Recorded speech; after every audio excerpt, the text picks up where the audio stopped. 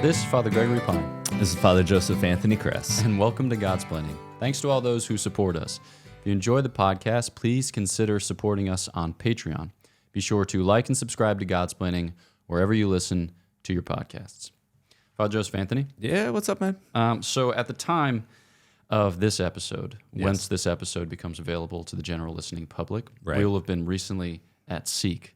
But at the time of recording to this episode, we will not have yet been at Seek. Well, that's a future perfect tense, but it actually just, I mean to say, we're not at Seek yet. No, we haven't been there. So we could spend this time speculating as to how Seek might go. You want to play it? Oh, it was great. We saw so many people. It was just, the Lord was doing beautiful things, and yeah. But then you recall that like in March of 2020, if we had been speculating as to what might happen in April of 2020, that would have been messy. Yeah, that would have been messy. So maybe then speculation as to future events is an act of faith, hope, and love that God will not visit upon us another pandemic.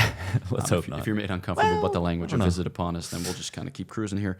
But January, all right, so December was your favorite month of the year, at least if memory serves. I believe it's your favorite month of the year because of the Christmas cheer, which pervades the entirety of it.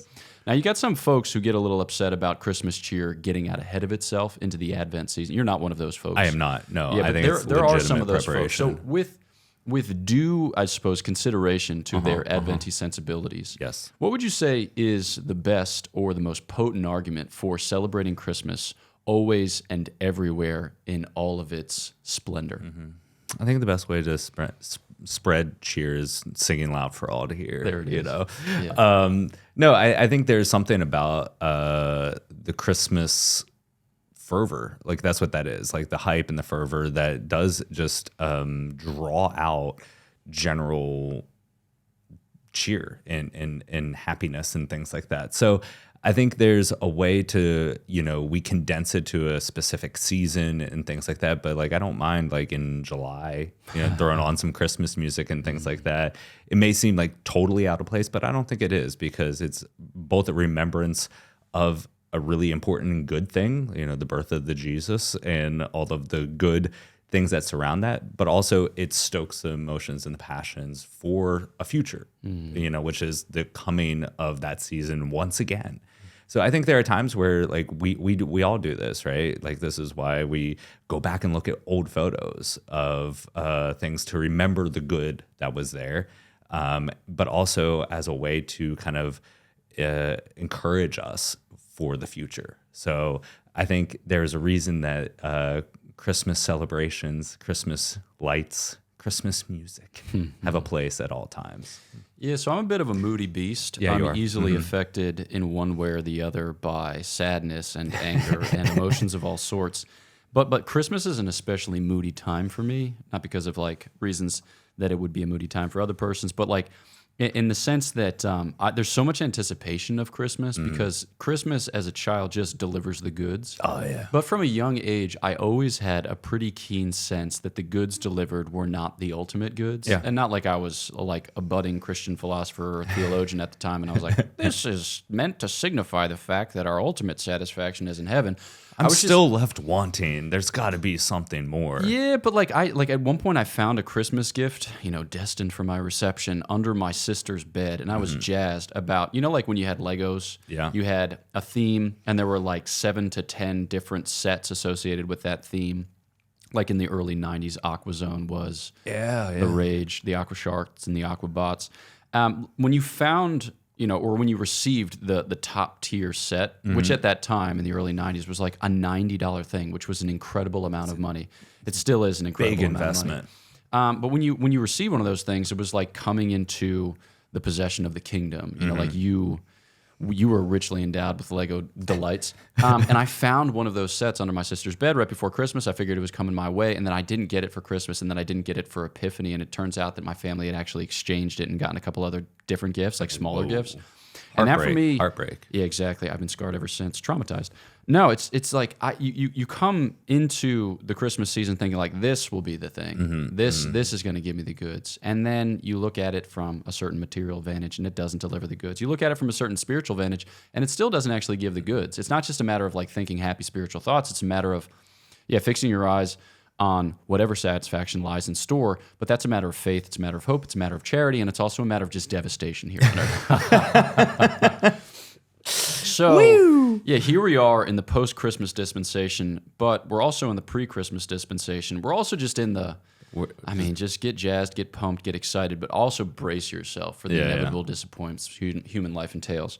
So on that cheery note, we thought that we would talk about the various ways in which we reach out to material things so as to, help us cope with the dissatisfactions of life or help us get through this here valley of tears.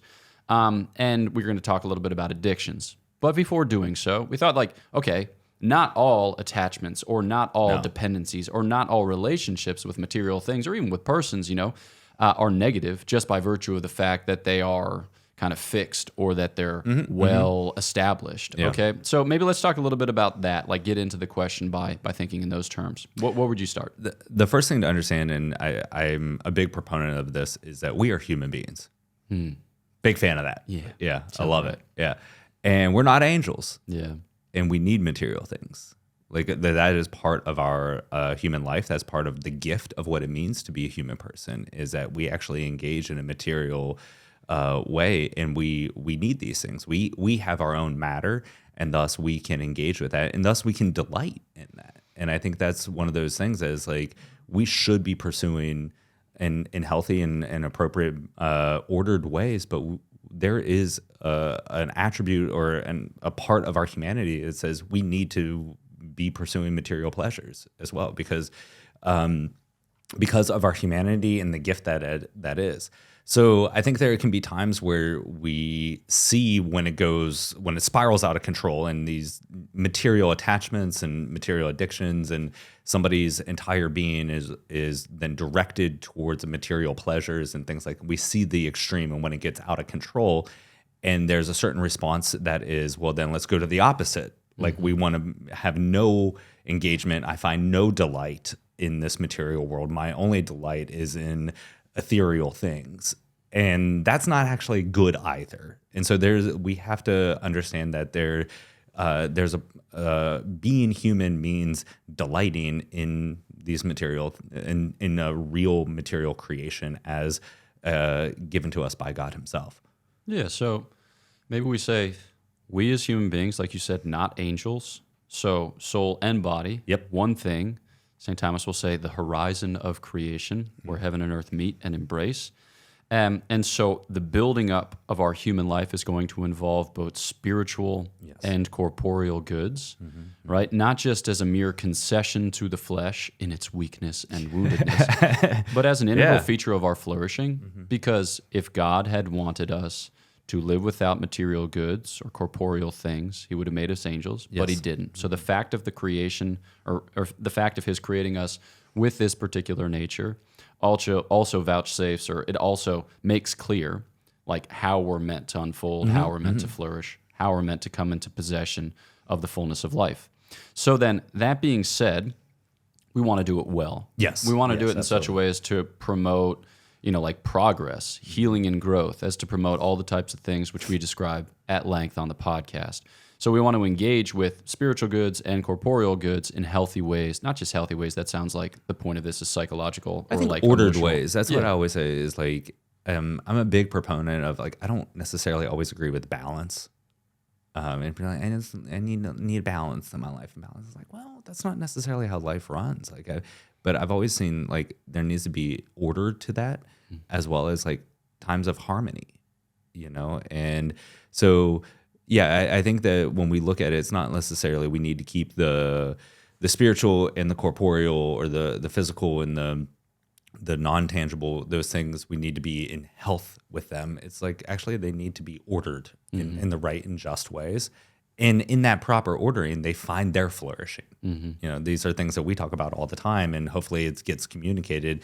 But maybe that explicit stating is that all of these goods, when they are properly ordered, right, each has its total flourishing. And that's the beauty of what it means to live as a human being made in the image and likeness of God.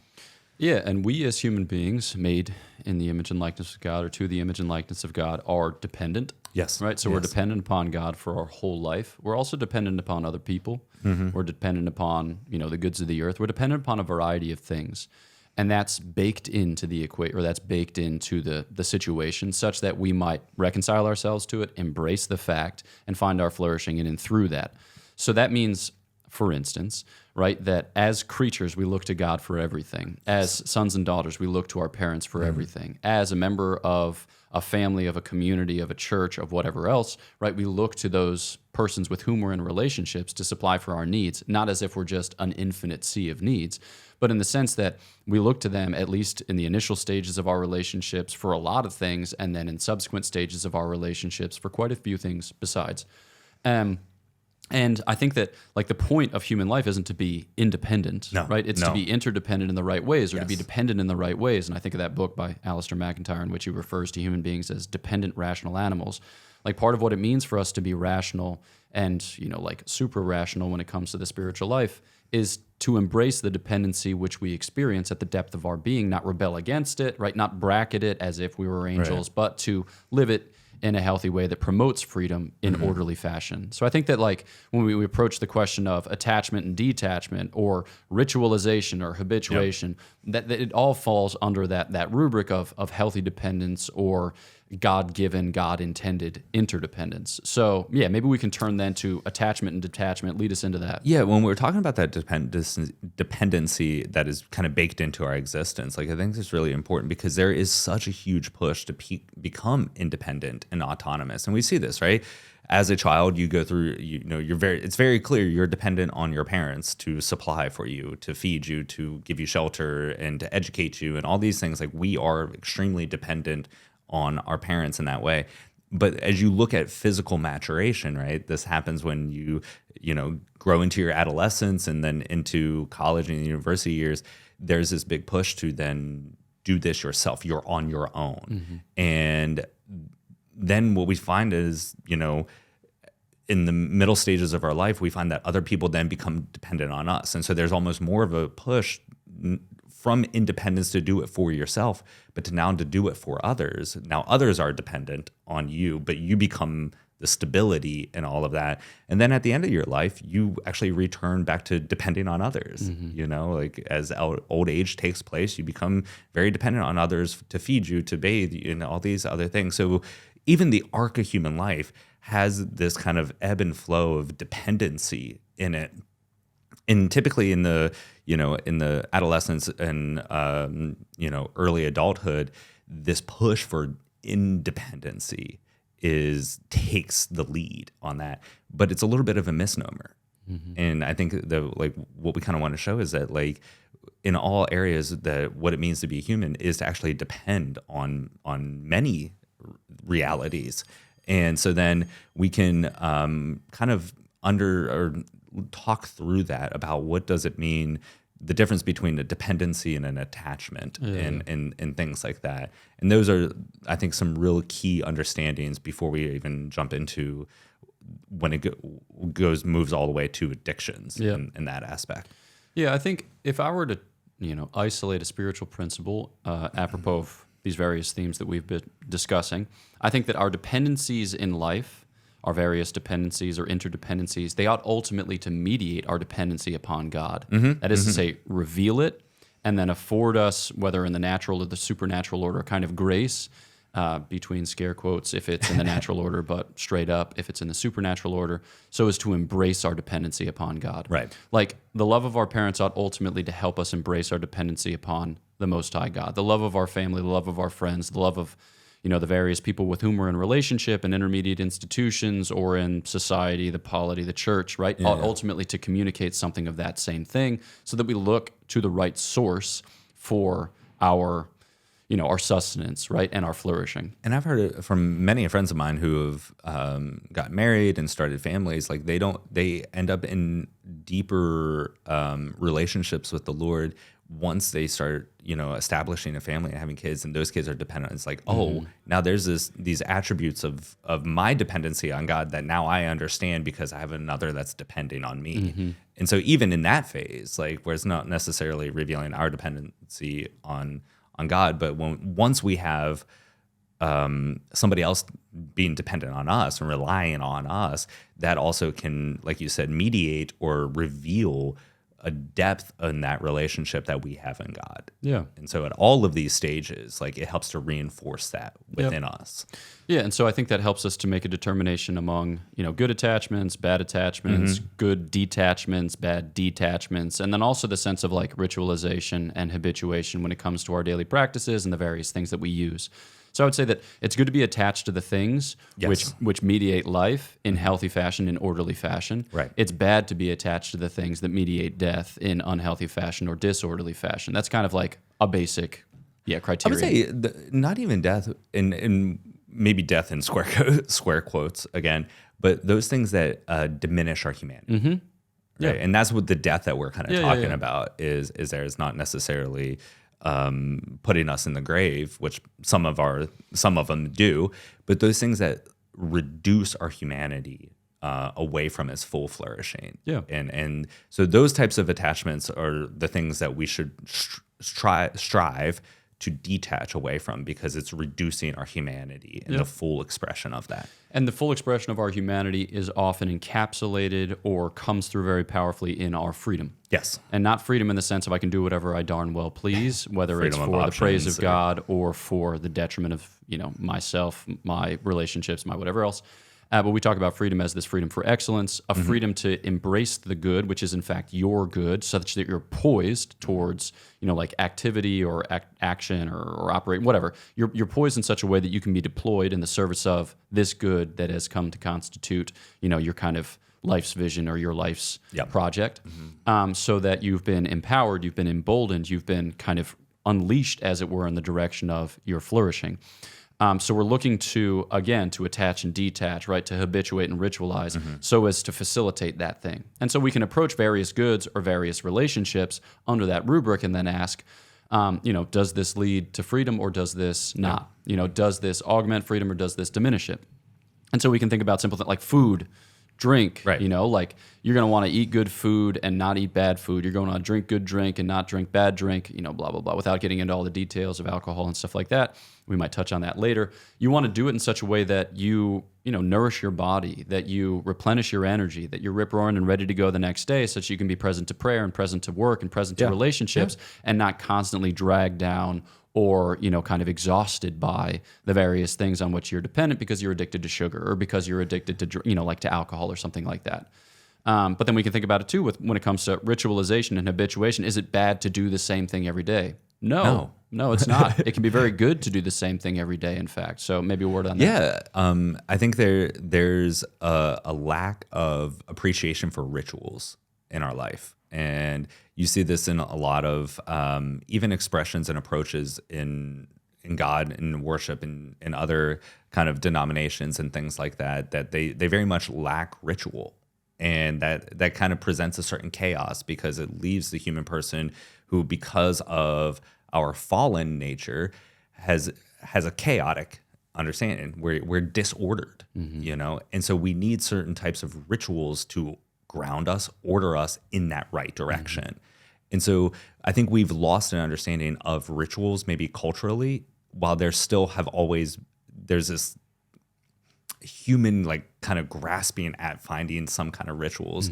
And socially, you see different rituals of young men growing into adulthood. Like, what does that transition look like for moving in, or young women moving into adulthood? Like, different cultures have ritualized that type of a thing. And it's not just because it's for other reasons, but it's like it's part of our humanity to kind of ritualize certain aspects of our life. And as a Catholic and a cradle Catholic, I think that's something that was very commonplace in my life, is that there are rituals both in larger spheres, but also in our daily life, and there's an appropriateness to that because of our fallen nature, that we need and I mean this, we are dependent on these rituals to help direct us and order us in the proper way of life.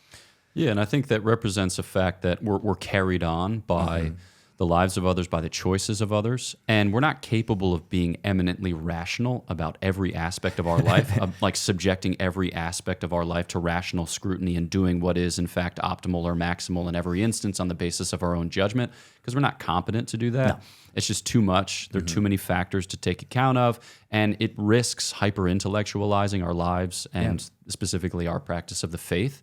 So I think that there's a sense in which we can be carried on by a community, carried on by certain practices, carried on by insights which have, stood the test of time and which still have applicability in the here and now. And so I think that like what we're trying to do with following certain rituals isn't being, ritualistic in the negative sense of like shutting off our minds and just being carried away in cult worship as we do whatever that entails.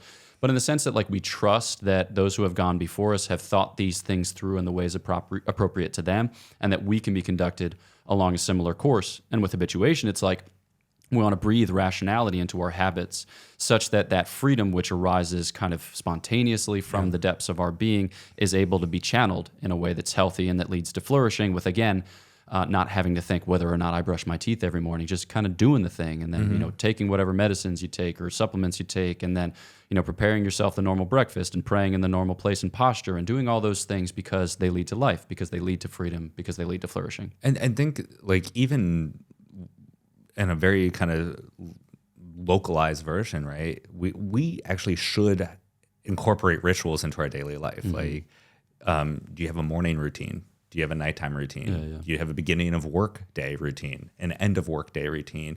Because without that, we're just kind of scattered and just constantly reacting. And in these ways, like there are aspects of our life that become ritualized that are actually giving us then the ability to flourish in our freedom. So I know that once I've started my nighttime routine, I'm going to go to sleep. And so I'm preparing for that. Or once I've started my workday routine, then I'm in it, and I can have that ability to be free in those moments because of these kind of mile markers or thresholds that I cross that are ritualized to just communicate to myself, okay, this is where I need to be, and I need to be free in that. Yeah. Okay. So then with the time that remains, we can touch briefly on addiction. I think a lot of people are worried because of certain attachments or detachments, because of certain rituals or habits that they might be addicted, like I'm addicted to coffee, or I'm addicted to my phone, or I'm addicted to whatever else. Okay, well, now that we've laid some of the groundwork and talked about our human dependency and how our relationships and our interactions with material things ought to mediate a healthy dependency upon God and others that begets freedom, we're in a position where we can talk about addiction and say what addiction effectively is it's a disorder or it's a subversion of the hierarchy of goods such that we are bound or enslaved to lower things, which make it difficult for us to embrace higher things and complicate, like our human narrative, our human story.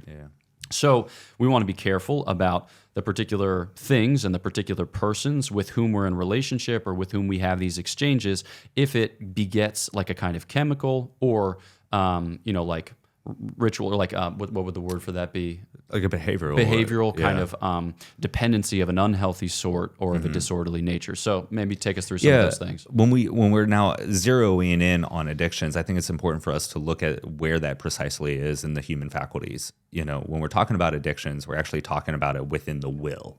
So human person, intellect, will, passions, like the addictions are within the will. And as you said, like there's a few different types, right? We look at a chemical dependency as like a dependence on a certain, chemical intake. So whether it be narcotics or alcohol or things like that. And then there are certain behavioral addictions, and that could be any variety of things that are, once again, taking away our humanity and taking away our freedom. And that's when we talked about freedom, like freedom in the will there. So when we look at those addictions, we're talking about something that has happened within the will and that has mitigated the free use of the will. So now we don't have the freedom to allow the intellect to direct the will, right? To allow the intellect to inform the will, and that will then to order us towards the good. So even though we know that this thing may not be good for us, or we know what the good should be, our will loses its capacity to act freely because of an addiction that has been introduced that has then lowered or disordered the will to such manipulated the will might be a better way to think about it, to that it doesn't have the freedom then to then make the good choice and the good action. And that's because of its dependency on either chemical or behavioral nature of it all. Yeah. So then when we talk about addiction, we might recognize in our own life certain addictions, and then we might despair on account of the fact that for chemical or behavioral reasons, we really have given up a lot of ground when it comes to the exercise of freedom, and we feel ourselves utterly impotent to make a significant change. Well, I think in those situations, we start small, right? So we have been complicit in the mitigation of liberty, but just as that was gradually diminished, so it might be gradually augmented, right? Yes. And that will mean entering back into relationships of healthy dependency with transparency, with accountability, maybe with, consultation of, a clinician or a professional who is able to give us the sound counsel and help rehabituate or kind of like re-ritualize a healthy way in which to live. And so I think that if you find yourself saying, I'm bound, I'm in a state of servitude, I lack all freedom with respect to this thing. So that might be a decent enough description of your experience of the phenomenon, but the natural law can never be wholly blotted out from the heart of man. Yep. So there's always some purchase there. And insofar as you're able to recognize your own humanity, you're able to hand it over to those who can be entrusted with it. So I think that gives us a kind of sense for the freedom as it remains to be reclaimed or as it remains to be kind of revindicated. So, thoughts? I mean, neuroscientists talk about the brain and its neuroplasticity and how fascinating that really is. But I think we can also look at the will, and there's a certain plasticity with the will. And you've said it so beautifully, like there's a way to re-engage the will and to reclaim. I think that was a beautiful way to phrase that, is like, okay, well, even if we step back and it's, we find ourselves, maybe the chemical dependencies are easier to highlight and point to and say, oh, that's an addiction, and let's treat that. But some of the behavioral ones are a little more murky. But if you take a step back and it's like, yeah, maybe I am addicted to work. Maybe I am addicted to somebody's affirming words, and I'll do whatever it takes to get them. Maybe I am addicted to my phone and the pleasures of engaging in social media or things like that. If we take that step back, like, we're not just ruined goods and saying, oh, I lost my opportunity. I ruined, and now my soul is rotten, and there's no way to reclaim that. Like, no, we can do this. Like, it's going to take intentional work, and it's going to take intentional actions that are, very difficult at the beginning to kind of break that cycle. But we can rehabituate healthy rituals and healthy engagements with material goods, and to not be afraid of that. And maybe there are some things, once again, when we talk about substances or even some behaviors, it's like, well, I know that I have a certain propensity for that excessive engagement. And maybe I just, in order to that, I have to cut that aspect out of my life, and so maybe I stop drinking alcohol, or maybe I delete my social medias and just say, I'm not going to go in that direction. But to take the steps and have the hope that I'm not absolutely damaged goods, and that I can reclaim my will, and in doing so, reclaim my freedom. And that at this point, because of my addictions to these things, maybe I don't have total freedom to engage with these things, because when it's presented to me, I don't have the freedom. I immediately engage in that activity or engage with that substance. But I can reclaim that so that I can reclaim freedom. Yeah, so I think then we can conclude with some simple suggestions on the basis of that criterion. So we come before our own lives as beggars, for the purpose and meaning thereof, for the integrity and sanity, health thereof.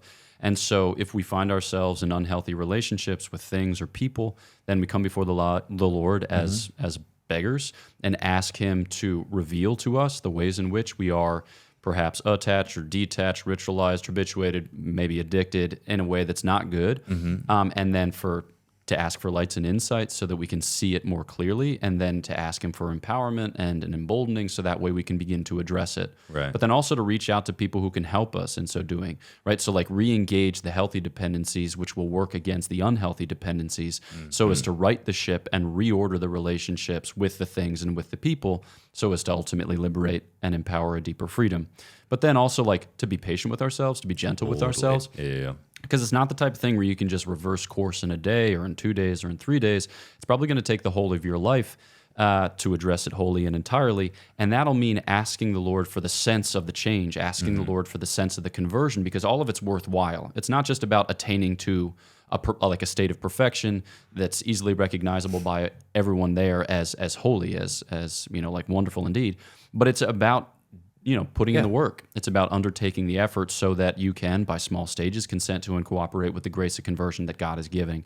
So those would be just like a couple of small things. I don't know if you have any further. Yeah. The tried and true method of dealing with addictions are the 12 steps. And I'm a big proponent and encourager of the 12 steps. And that's both for behavioral and chemical addictions. I think when addiction happens, the 12 steps are exactly where to go. And part of what you were just alluding to that I think is part of that fabric, though, is we have to recognize that like we have to, step away from the bad habits. We have to step away from that bad. But it's not just, in many respects, it's not enough just to white knuckle it and to push it. It's like, I'm doing good if that's not a part of it. We have to then choose good habits, good rituals too. So allowing ourselves to step away and not just create a void, right? Because that will create kind of deeper despair and all these other things. But making sure that we are choosing good paths forward, good relationships, good pleasures in our life that are allowing us to flourish in our humanity. So we may know I want to root this addiction out of my life, but then in that same breath, we have to also have to say, but I also want to cultivate this other aspect of my life. So that I think that many people see the struggles, the addictions, and they want to get that out, but they don't go the further step to say, okay, but I want to make sure that I'm choosing healthy relationships. I want to model myself after somebody who is well ordered and have other proper goods in my life, because an addiction is taking a lower good in its higher place, right? So I want to make sure that I'm ordered well, but I also want to make sure that I have identifiable goods that I am engaging with in their proper order. And as human beings, this is the beauty of our creation, is that we are not to do this in isolation. We talked about independence earlier and how dependent we are. Well, in this reordering in a healthy way of our humanity, we are not to do that alone in isolation. So to bring one other person involved in this and have them help us keep accountable, or to say, I really admire how you order your life in these areas. Like, can you help me? This is what I desire. And doing that in communion, in friendship, is going to be one of the greatest encouragers and assets to actually living a well-ordered life and stepping away from addictions. Because we're not to do this alone in any sense. Boom. Yeah. There you go. And I'd say, let the Lord re-envision your life for you. If you find it difficult to re-envision your own life, permit the Lord to do so. And He has a more fertile imagination than any of us. So very true. He can envision it for you in a way that's wonderful indeed. Okay, so that is what we had prepared/planned for you. Thanks so much for listening to this episode of Godsplaining. If you would, follow us on Facebook, X, Twitter. Nope, that's the same thing. Instagram, TikTok. Who knows? Regardless, if you would like, subscribe, and leave a 5-star review, all of which helps to get the word out and get more people engaged with the podcast, so as to engage in the conversations for conversion. If you'd like to donate to the podcast through Patreon, you can follow the link in the description and/or show notes. In the same description and/or show notes, you'll find links for merchandise, and for upcoming Godsplaining events, which we have teased on the website at present. So know of our prayers for you. And please pray for us, and we'll look forward to chatting with you next time on Godsplaining. Father Jacob Bertrand. Father Gregory. A Dominican, a Franciscan, and a Jesuit walk into a bar. One of them asks the audience to subscribe. That's not a joke. Any ways you can improve upon it? Just don't tell jokes. Right. This is not a joke. Please subscribe. Cheers.